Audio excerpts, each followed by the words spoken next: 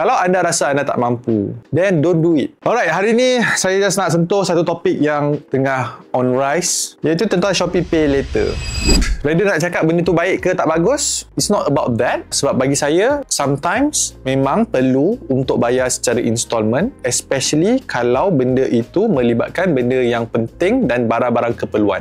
Dalam video ini, saya just nak kongsikan kepada anda, apakah 3 mindset penting kalau anda nak menggunakan khidmat Buy Now Pay Later or this like Shopee Pay Later or any Buy Now Pay Later out there.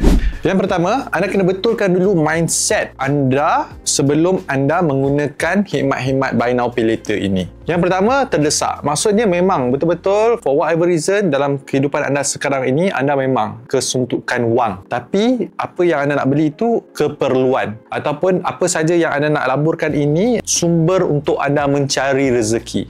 Yang kedua, nak guna all this instrument, anda kena ada juga mindset untuk disiplin bayar on time. Sebab kalau anda tak bayar on time, syarikat-syarikat ni akan mengenakan late payment fee. Sebab benda ni bukan saja anda kena bayar late payment fees, tapi kedua dia merosakkan credit score anda.